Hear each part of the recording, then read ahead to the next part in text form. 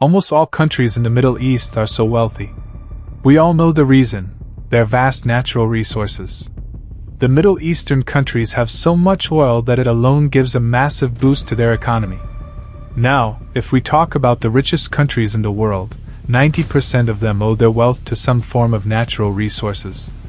This is because synthetic resources can be created using technology, but it is impossible to replicate natural resources. Therefore, even if a country has poor relations with a natural resource-rich country, trade with that country can never be completely cut off. Russia is a live example of this.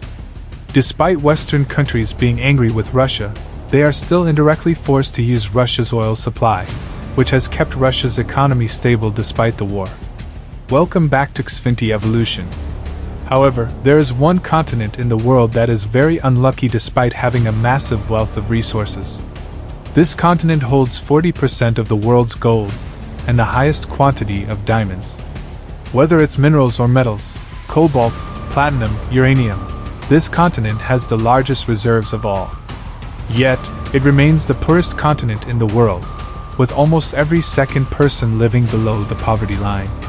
The question is, why, if Africa has always had such a treasure trove of natural resources that has helped many countries become some of the richest, has no African country been able to achieve similar success?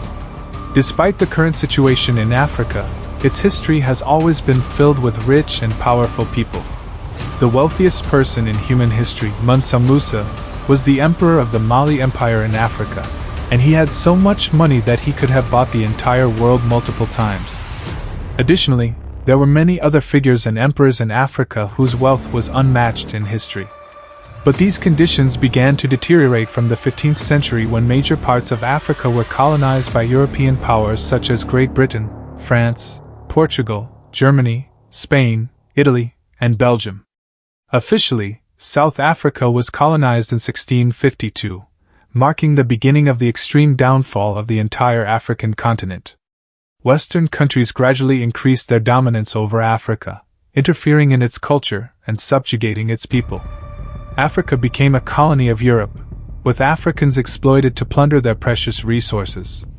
The resources extracted from African mines were taken to Europe, increasing their wealth, while Europe provided no infrastructure or financial compensation to Africa. As a result, over time, all African empires collapsed, and the continent became increasingly impoverished, a situation that it still cannot recover from. Post-World War II, Africa's struggle for freedom saw nearly all African countries gain independence between 1950 and 1970.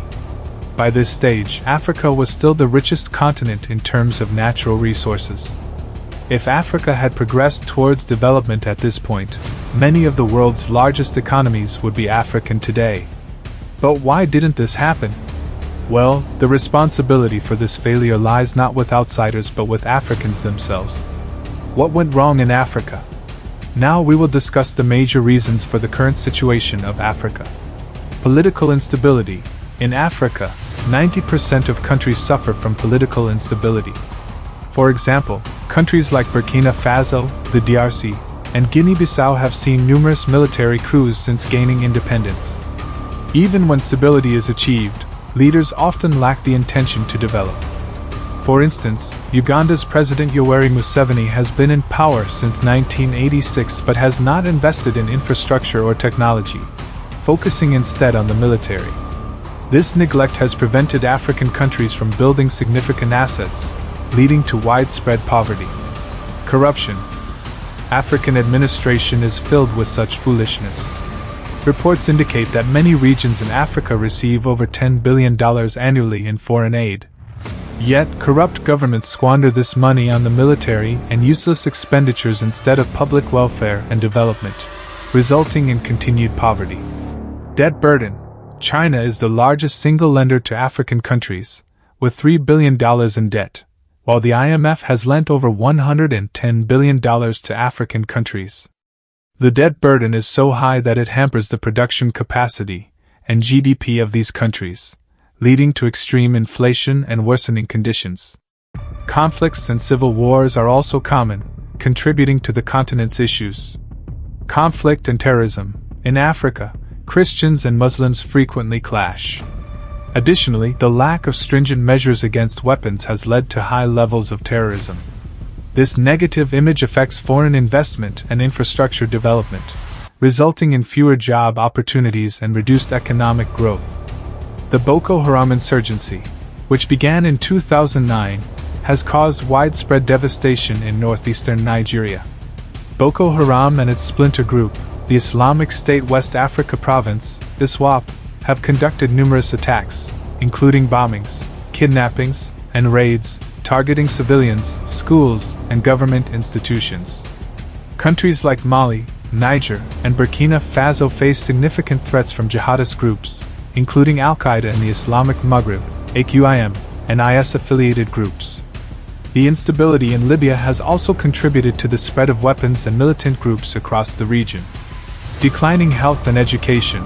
Without international support, people in Africa struggle to make progress. However, this effort depends on education. Sub-Saharan Africa is the most illiterate region globally, with 40% of its population lacking basic education. Many African countries have over 60% illiteracy rates. With access to basic necessities like food and clean water still lacking for many, self-reliance remains a distant goal. Despite gaining independence over half a century ago, Africa still battles hunger and lacks basic infrastructure. Despite the economic crises caused by the Russia-Ukraine war and the Israel-Palestine conflict, many African countries remain indifferent, focusing on internal conflicts rather than addressing serious conditions. However, some countries like Djibouti and Libya are gradually transforming and making progress. If Africa gets a good administration and focuses on development, it can also become part of the global economy. This video shows why good administration is crucial. Regardless of the resources or opportunities a country has, without addressing corruption and ensuring proper utilization of funds, progress will remain elusive. If resources are invested wisely and infrastructure is developed, a country's production and overall growth can significantly increase. Hope you learned something new from this video. If you did, please like the video. And don't forget to subscribe the channel. See you next time.